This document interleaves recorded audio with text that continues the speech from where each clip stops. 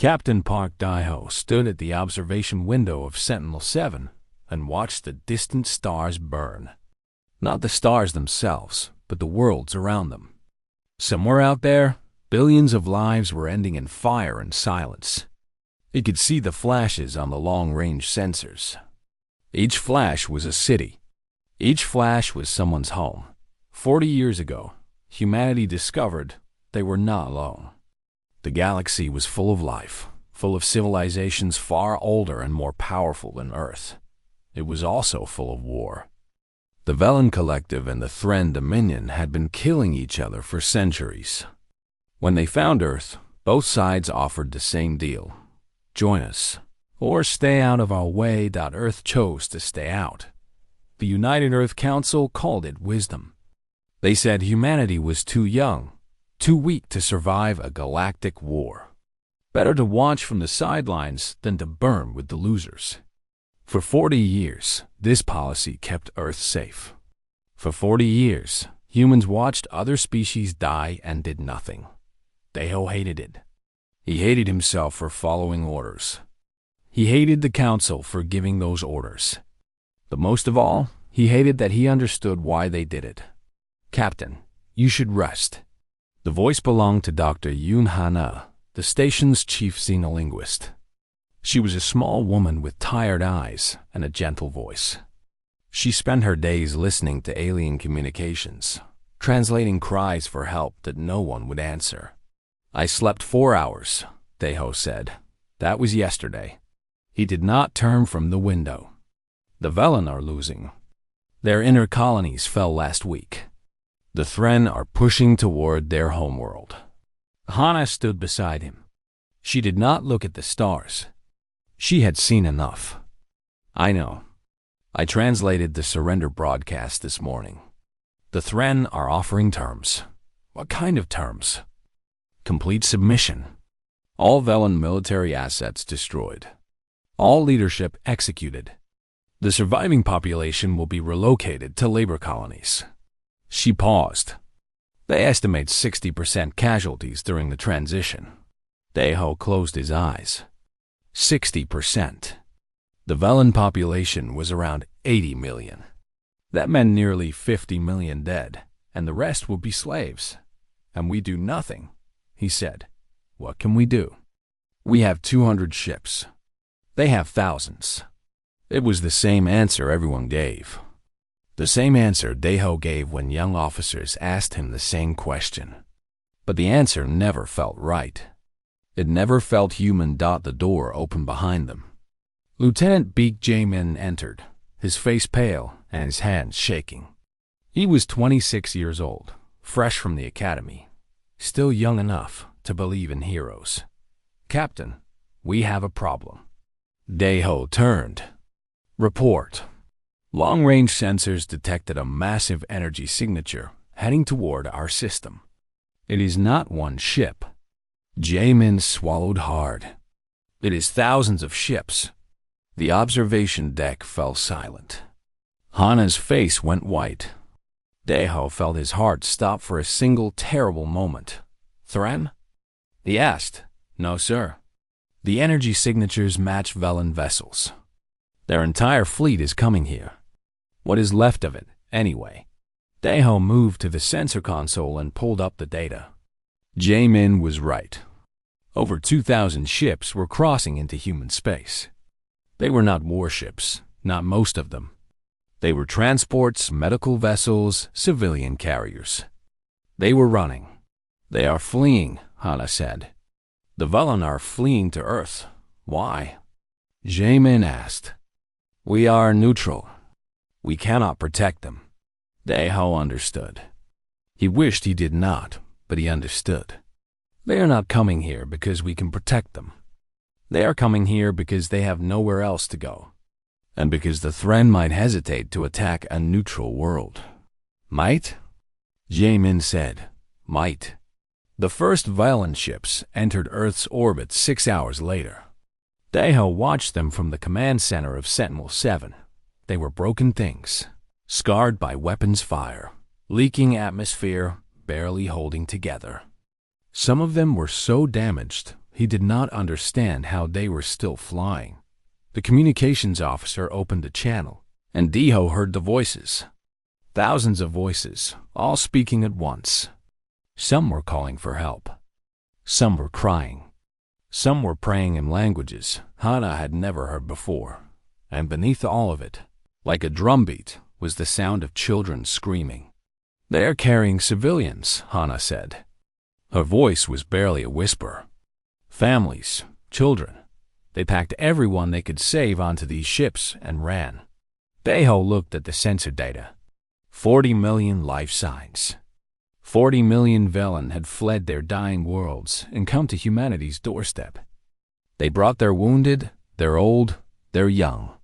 They brought everything they had left. "Contact the council," Deho ordered. "Tell them what is happening." "Sir, what do we tell them?" Deho watched a Velen medical ship drift past the station. Through its windows, he could see figures moving. Doctors working on patients, nurses carrying children. They looked tired. They looked afraid. They looked like people who had lost everything and were holding on to the last thin hope they had. "Tell them the war just arrived," he said. "Whether we wanted it or not." The council met in emergency session. For 12 hours, they argued about what to do. Some wanted to turn the Velen away. Others wanted to grant them temporary shelter. A few, a very few, talked about fighting. But while the politicians talked, the people of Earth watched the refugee ships on their screens. They saw the wounded.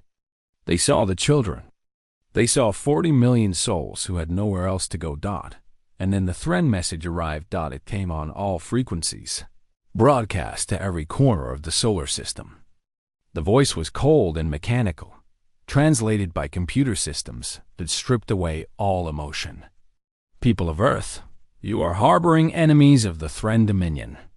You have 10 standard days to surrender all Velen refugees to our custody. If you refuse, you will share their fate. This is not a threat. This is a statement of fact." 10 days, the message ended. The galaxy waited to see what humanity would do. In the command center of Sentinel-7, Captain Park Deho looked at the faces of his crew. He saw fear there, yes, but he saw something else too.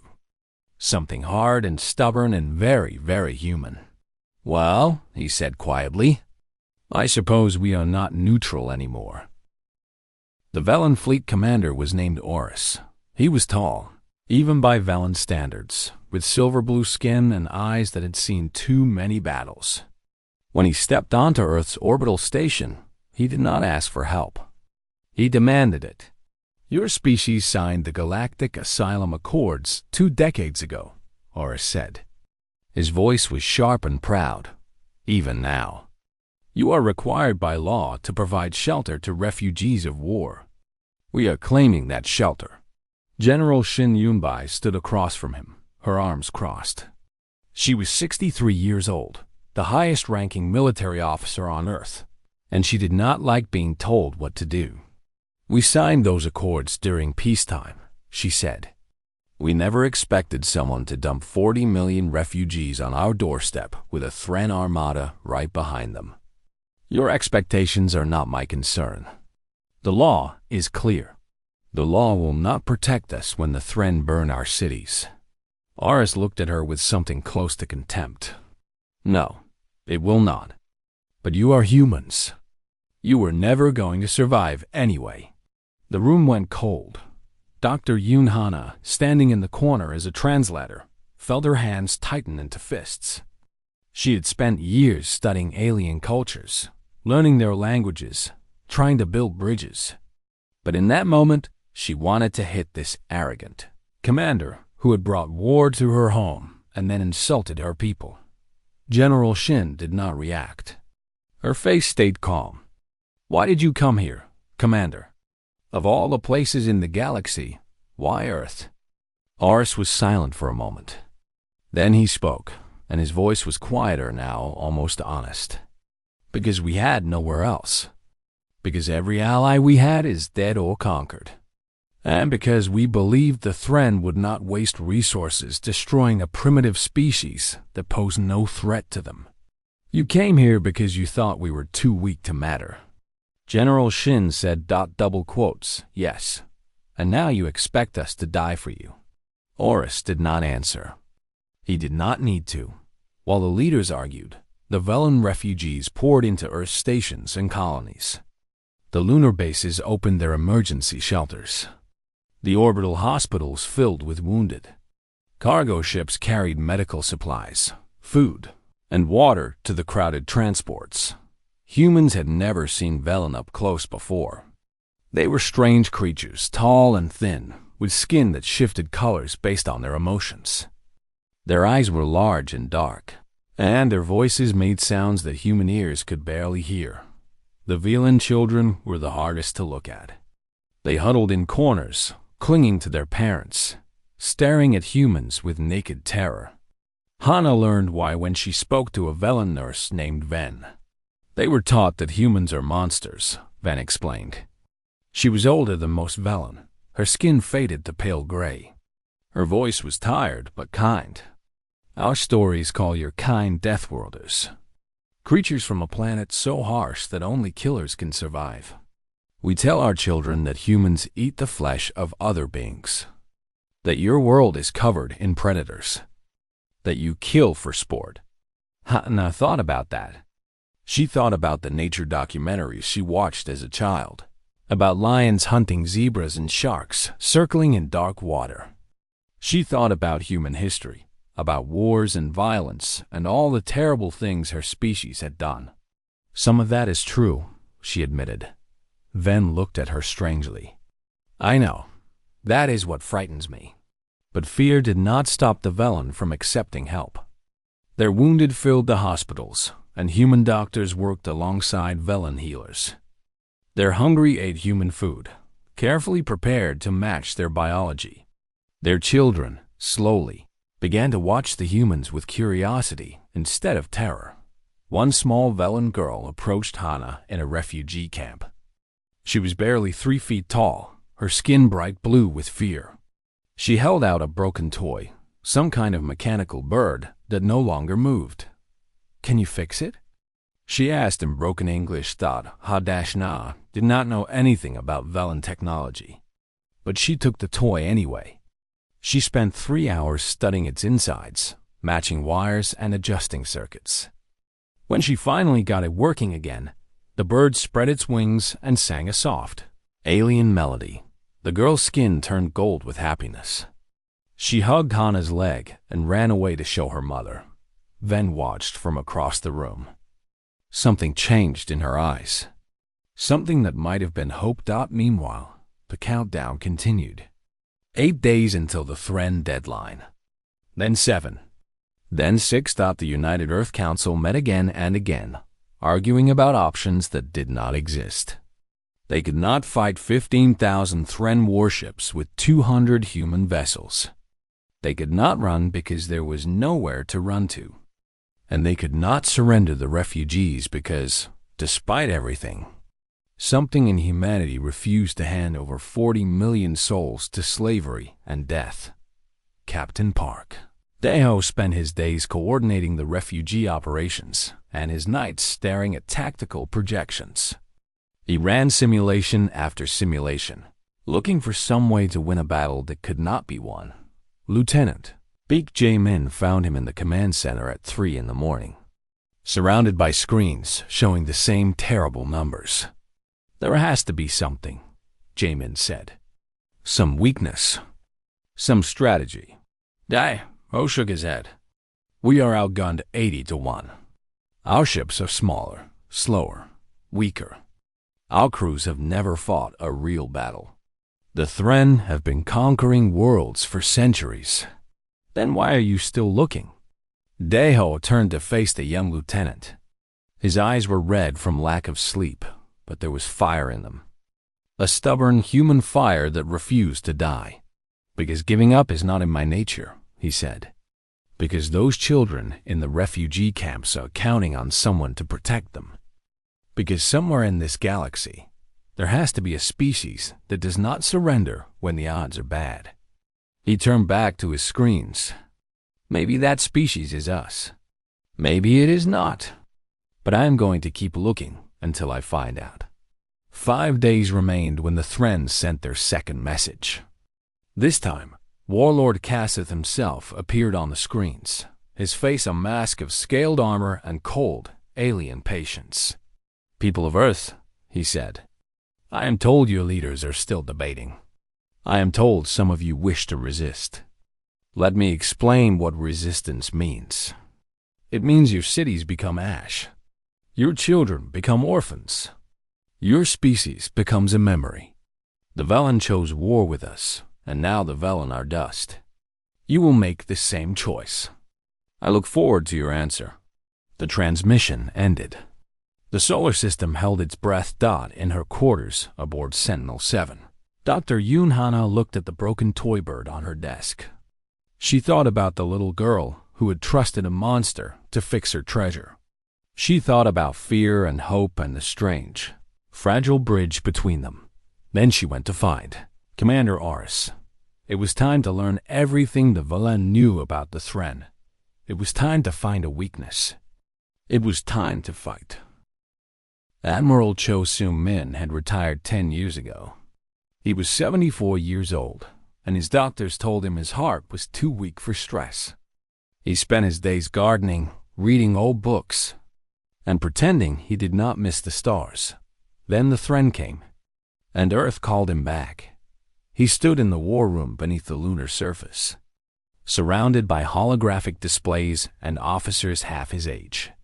His hands trembled slightly as he reviewed the Velen tactical data, but his eyes were sharp and his mind was clear.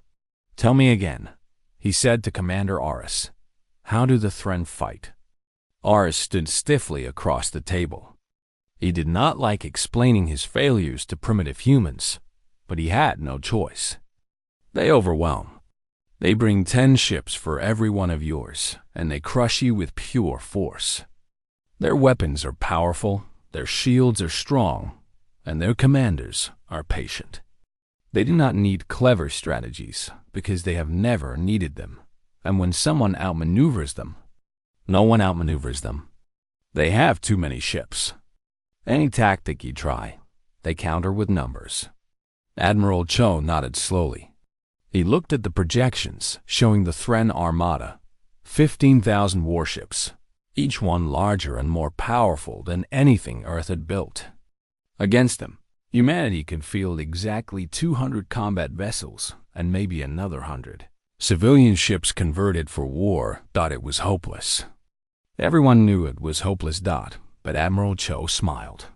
"They have never fought for survival," he said quietly.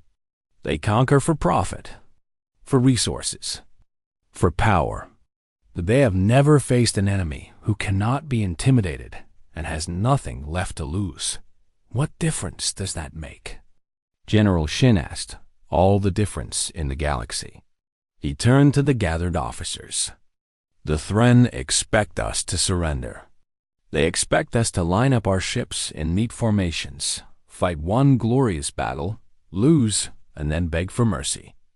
That is what every other species has done. That is the only kind of war they understand." He pulled up a new display, showing the asteroid belt between Mars and Jupiter. "We are not going to give them that war. We are going to give them something they have never seen before." Engineer Kang Bio-young stepped forward. She was 42 years old, the lead designer at the Tycho Crater shipyards, and she had been waiting for this moment for years. "We call it Project Wolfpack," she said. 10 years ago, we realized that humanity could never match the galactic powers in direct combat. So we stopped trying. Instead, we designed ships built for one purpose: hit hard and disappear. The display changed to show a small, sleek vessel. It was ugly by military standards, with no elegant lines or impressive weapons arrays. It looked like a knife with engines attached. "The Wolf-class interceptor," Bio-young continued. "Fast enough to outrun anything in the Thren fleet. small enough to hide in asteroid fields and debris clouds, armed with short-range torpedoes that can cripple a ship 10 times its size if you hit the right spot. We have 43 of them ready for deployment, with more being built every day. Commander Aris stared at the projection. These are not warships. These are assassins.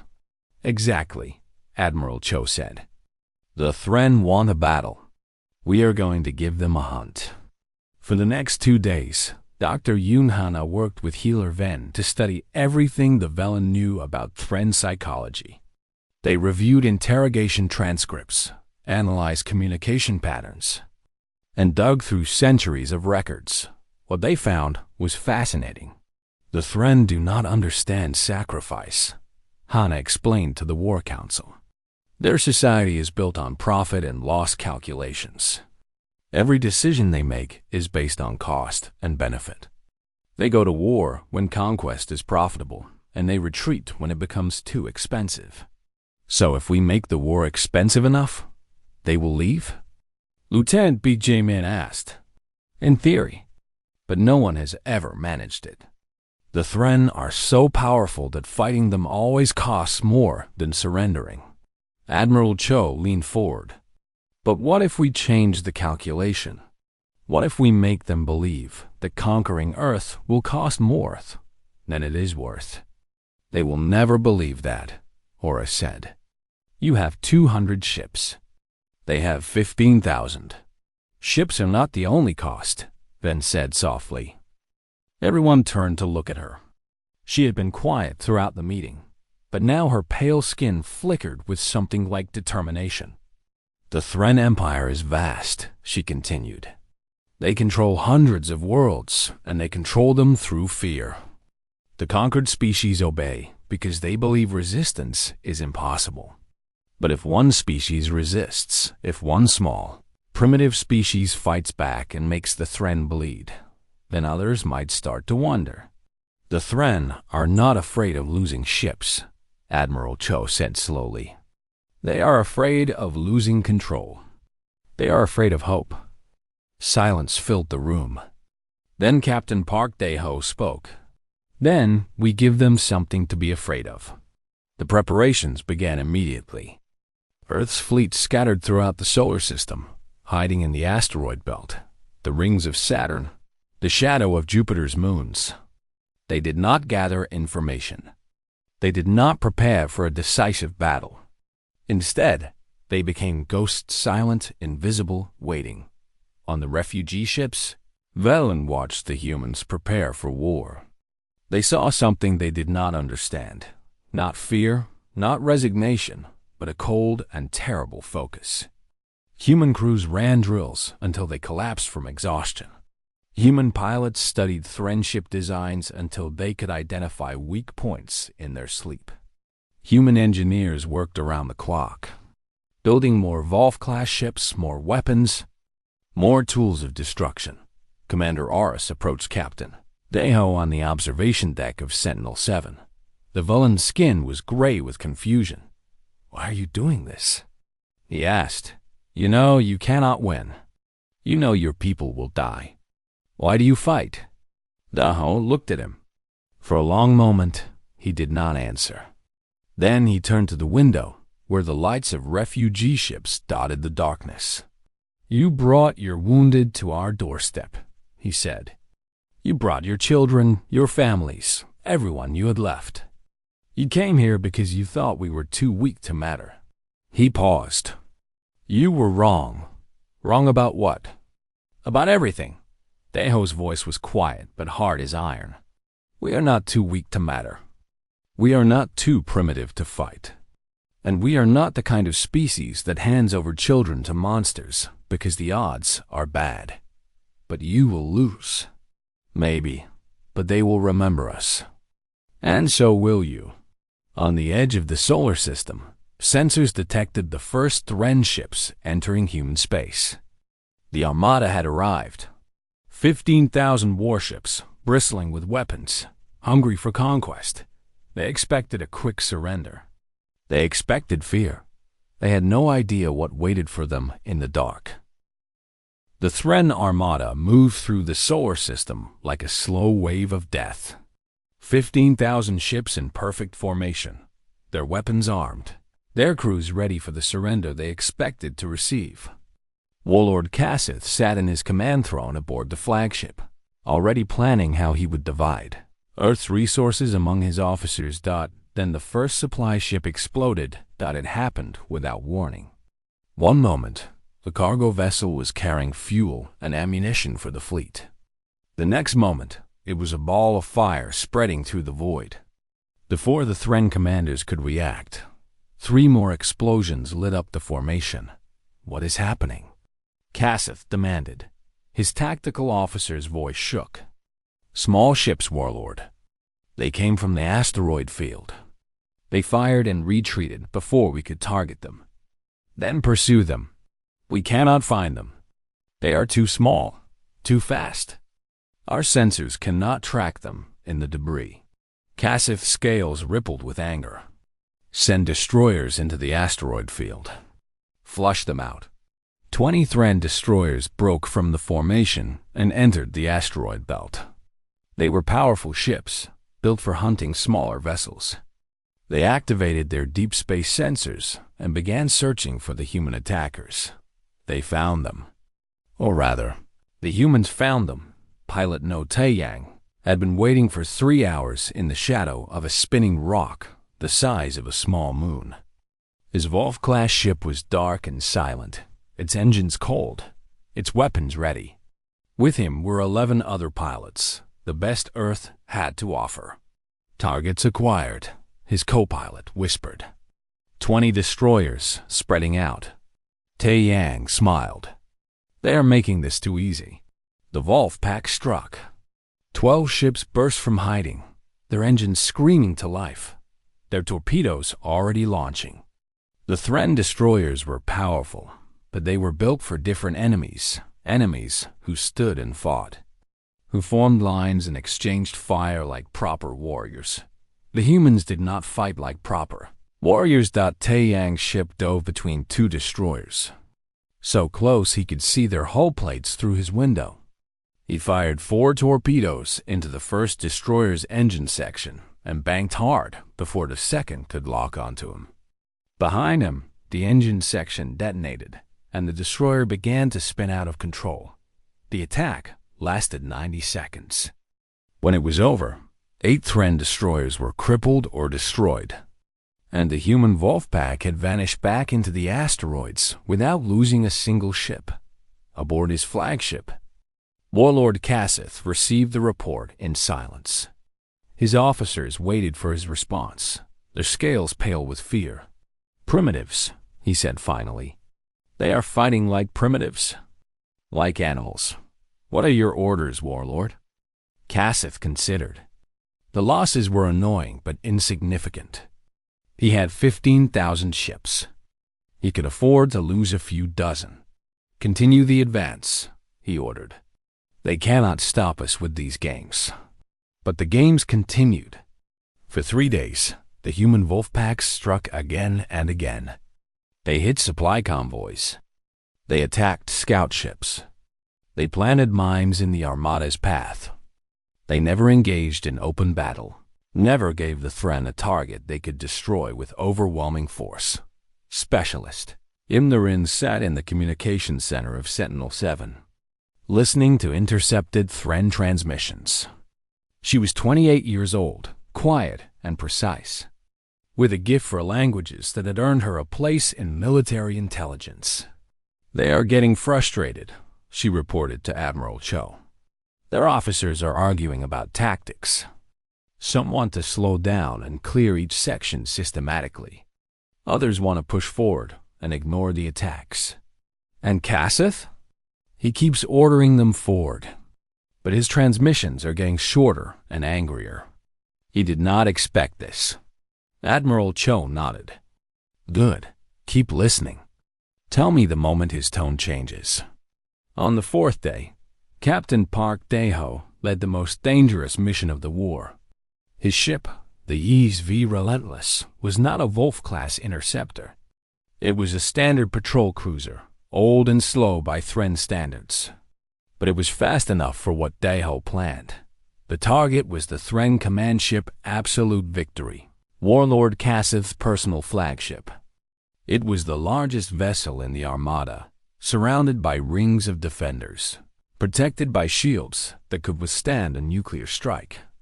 It was impossible to attack. Daho attacked anyway. The Relentless burst from hiding behind a captured asteroid, its engines at maximum burn. 20 Wolf-class ships followed, spreading out to draw fire from the defenders. The Thren formation reacted exactly as expected. They turned their weapons toward the small attackers, trying to swat them from the sky. They did not notice the Relentless until it was too late. Daho's ship punched through the outer ring of defenders, absorbing hits that tore through its hull. The bridge shook with explosions. Sparks flew from damaged consoles. Lieutenant Beak Jamin screamed coordinates as the ship twisted through a maze of enemy fire, shields failing. The engineer shouted, "Engines at 40%. The helmsman yelled, "Hold course," Daho ordered. His voice was calm, almost peaceful. Just a little closer. The Absolute Victory filled the view screen. Daho could see its command bridge, a glowing dome of windows and armor. He could imagine Cassith sitting in there, watching this tiny human ship hurtle toward him like a thrown stone. "All hands, abandon ship," Daho said. "Get to the escape pods, now." "Captain," Jamin started. "That is an order, Lieutenant. Someone has to fly this ship into their bridge." "I am that someone." The crew evacuated. Jamin was the last to go, his eyes filled with tears as he sealed the escape pod. Daho watched them flee, small lights in the darkness, and then he turned back to his target. The Relentless hit the Absolute Victory at full speed. The impact tore through 3 decks of the flagship before the patrol cruiser finally broke apart. The command bridge, Cassith's throne room, collapsed in fire and ruin, but Cassith survived. He was thrown from his command throne, burned and bleeding, but alive. His officers pulled him from the wreckage as emergency systems sealed the breach. When he saw the damage reports, when he realized how close he had come to death, something changed in his eyes. For the first time in his long career of conquest, Warlord Cassith felt fear. Admiral Cho received the news in the war room. Captain Park Daho had been recovered from his escape pod, barely alive, with burns covering half his body. The Relentless was gone, but the attack had succeeded beyond all expectations. "The Absolute Victory is crippled," the Wren reported. Cassith transferred his flag to another ship. But Warlord, his transmissions, they have changed. Changed how? He is asking for casualty reports. He is asking how much this campaign is costing. He has never asked those questions before. Admiral Cho looked at the tactical display. In 4 days of fighting, humanity had lost 32 ships. The Thren had lost over 3,000, most of them damaged. Not destroyed, but taken out of action nonetheless. 3,000 ships. A fifth of their armada lost to an enemy they considered primitive. And they had not even reached Earth yet. "He is starting to calculate," Cho said quietly. "He is starting to wonder if we are worth it." In the refugee camps, Velen watched the battle reports with disbelief. Commander Aris stood among them, his silver-blue skin flickering with emotions he could not name. "They cannot win," he said to no one in particular. "They must know they cannot win." Healer Ven stood beside him. "Perhaps winning is not the point. Then what is?" Ven thought about the human doctors who had worked beside her. The human children who had shared their toys with Valan refugees. The human captain who had flown his ship into a warship's bridge to buy his people one more day. "Perhaps," she said slowly, "the point is to show that some things are worth fighting for, even if you lose." Oris did not answer, but for the first time since his fleet fled their dying homeworld, He felt something he had almost forgotten how to feel. He felt hope. On the sixth day of the Battle of Seoul, Warlord Cassith called his senior commanders to a meeting. They gathered in the war room of his new flagship, their scales gray with exhaustion, their reports filled with numbers that made no sense. 3,000 ships damaged or destroyed, the logistics officer said. We have lost 60% of our supply convoy. Our fuel reserves will run out in 12 days if we do not secure resupply from the outer planets. The human raiders are everywhere, the tactical commander added. We clear one sector and they appear in another. We send hunters after them and they lead us into minefields. We have never faced an enemy like this. Cassith sat in silence. His burns had been treated, but the scars remained. He would carry them for the rest of his life, a reminder of the day a primitive species almost killed him. How many human ships have we destroyed? He asked. Confirmed kills, 47. Possible kills, 30 more. And they started with 200. Yes, Warlord. But they are building more. Our scouts report construction activity at their lunar shipyards. They are producing new ships faster than we can destroy them. Cassith closed his eyes. The mathematics were simple. His armada was massive, but it was not infinite. Every ship he lost was a ship that could not conquer other worlds, could not protect other borders, could not generate profit for the Dominion Dot, and the humans showed no sign of stopping. There is another problem, his intelligence officer said quietly. We have intercepted communications from other sectors. The conquered worlds are watching this battle. They are watching a species of primitives fight the Dominion to a standstill. And they are starting to ask questions. Some of them are starting to wonder if resistance might be possible after all. That was the thing Cassith feared most. Not death, not defeat, but the idea that other species might learn from humanity's example. The Thren Empire was built on the belief the resistance was futile. If that belief cracked, if conquered peoples began to hope, then the empire itself might crumble. He made his decision. The message came to Earth on the 7th day. Admiral Cho received it in the war room, surrounded by exhausted officers and flickering displays. People of Earth, Warlord Cassith said. His voice was different now, careful and measured. You have fought with unexpected determination. The Dominion acknowledges your courage. However, continued conflict serves neither of our interests. We propose a negotiated settlement. The room fell silent. Admiral Cho raised one eyebrow. He wants to talk, General Shin said. He wants to retreat without looking weak, Cho corrected. That is very different. They negotiated for 3 days. Cassith demanded the surrender of the Velen refugees. Cho refused. Cassith demanded tribute payments. Cho refused. Cassith demanded that Earth recognize Thren authority over human space. Cho sent back a single message. We can keep this up for years. Can you? On the 10th day, the day the original deadline expired, Warlord Cassith announced his decision. The Thren Armada would withdraw from human space. Earth was declared not worth the expenditure of resources required for conquest. The Velen refugees would be granted asylum under human protection. Everyone knew it was a lie. Everyone knew the Thren were leaving because they could not afford to stay. But Cassith needed to save face, and the humans were willing to let him as long as he left. The Armada departed. 12,000 ships remained.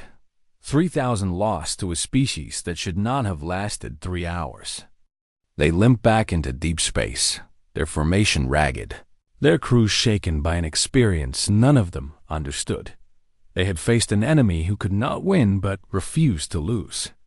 They did not know how to process that dot in the medical bay of Sentinel-7. Captain Park Daho opened his eyes for the first time in a week.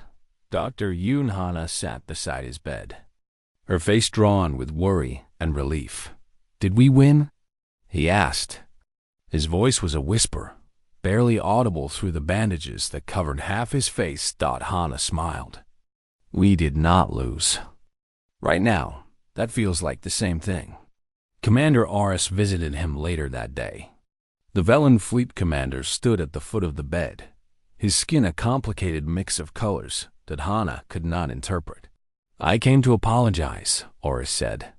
Deho blinked. For what? For underestimating your species. For assuming you were too primitive to matter. For bringing war to your doorstep and expecting you to surrender. He paused. I have commanded fleets for 40 years. I have never seen anything like what your people did. We did what we had to do. No, you did more than that. You had every reason to turn us away. We insulted you, dismissed you, used you as a shield. And instead of letting us die, you fought for us. Aris's voice cracked slightly. Why? Why would you do that? Deho thought about the question. He thought about the refugee ships, the wounded civilians, the children who had been taught to fear humans as monsters. He thought about the little girl with the broken toy bird. You brought your children to our door, he said finally. What did you expect us to do? Aris did not answer, but his skin turned a deep, luminous gold color Hana had learned meant something like reverence. In the months that followed, the galaxy changed. Word spread across 1,000 worlds. Earth had stood against the Dominion and survived. A primitive species, barely capable of interstellar travel, had made the mighty Thren retreat. On conquered planets, people whispered about the humans. They told stories of Wolfpack raiders who struck from shadows. They spoke of a captain who flew his ship into a warlord's throne room. They dreamed of a species that fought not for profit or power, but for strangers who had nowhere else to go. The Velen did not leave Earth. They had nowhere to return to. And somewhere along the way, they had stopped wanting to return. Human cities made room for Velen families. Human schools taught Velen children. Human hospitals trained Velen doctors. They were no longer refugees. They were neighbors, friends. Allies. Dr. Yunhanar received a transmission 6 months after the battle. It came from a species called the Merivan, who lived on a world the Thren had conquered 3 centuries ago. We have heard what you did, the message said. We have heard that you fought for others when you could have saved yourselves. We have heard that you showed the galaxy that tyranny is not invincible. We want to talk to you. We want to learn from you. We want to know if there is hope for us too. Hana forwarded the message to Admiral Cho. Within a week, 12 more species had made contact. Some wanted alliance. Some wanted protection. All of them wanted to meet the humans who had taught the galaxy a lesson it had forgotten. Admiral Cho stood at the window of the war room, looking at the stars he had spent his life studying. His hands still trembled, and his doctors still worried about his heart. But for the first time in years, he felt young again. Well, he said to General Shin, it seems we have started something. Is that good or bad? Cho smiled. I suppose we will find out. In orbit around Earth, the Velen fleet remained. Their ships had been repaired with human technology. Their crews had trained alongside human pilots, and their flag flew beside Earth's banner. Commander Aris commanded them now as part of a combined defense force, the first true alliance between humans and aliens. He stood on the bridge of his flagship and watched the planet below. It was small by galactic standards, a pale blue dot in the darkness. But it had done something that entire civilizations had failed to do. It had shown the galaxy. That courage was not measured in numbers. On the surface, in a refugee camp that was slowly becoming a permanent settlement, a Velen girl played with a mechanical bird that sang alien melodies. She had learned to speak English, learned to trust the strange. Frightening creatures called humans, learned that monsters could also be heroes. She looked up at the stars and imagined all the worlds out there, all the species who had heard Earth's message. She imagined them watching, waiting, hoping. Then she smiled and went to find her human friends. The war was not over. The Thren would return someday, stronger and angrier than before. But humanity would be ready. They had allies now. They had purpose, and they had proven something that no one could ever forget. Some things are worth fighting for, even when you cannot win, especially when you cannot win.